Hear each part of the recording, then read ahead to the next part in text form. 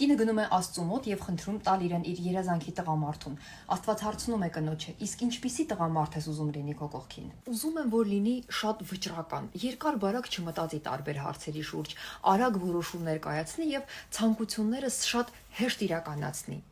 Եվ դրա հետ մեկտեղ լինի շատ խելացի եւ զրուցի ինձ հետ տարբեր փիլիսոփայական թեմաների շուրջ։ Մեկ րոպե կանգնեցնում են նրան Աստված։ Եկեք հասկանանք, այդպես չի լինում։ Մարդ լինում է կամ արագ որոշումներ կայացնող, երկար-բարակ չմտածող, կարճ ասած ոչ այնքան խելացի, կամ շատ կարդացած, խելացի, վերլուծողական մտածելակերպով, դե որտեղ եք տեսել արագ որոշումներ կայացնող իմաստունի։ Այդպես չի լինում։ Այդ դեպքում ուզում եմ, որ նա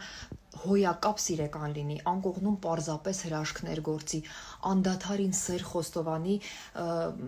բայց շատ չէ, որովհետև դա նույնպես հոգնեցնում է։ Տղամարդը, ով գիտի կնոջը գերելու ու գրավելու բոլոր հմտությունները, հաճախ օգտվում է դրանցից եւ ունի բազում սիրուհիներ։ Իսկ տղամարդը, ով խորը սիրահարված է, նստում է ձեր կողքին, անդադար սիրո խոստովանություն անում, թախծոտ հայացքով նայում ձեզ վրա եւ խանդում։ Որոշեցի ինչ եմ ուզում։ Ուզում եմ, որ լինի շատ հարուստ եւ շատ առատաձեռն։ Մարդ հարստանում է իմանալով յուրաքանչյուր դրամի արժեքը, կուտակելով ունեցվածքը եւ մտածելով յուրաքանչյուր ծախսի համար։ Հնարավոր չէ լինել առատաձեռն, անդադար ծախսեր անել եւ հարստանալ։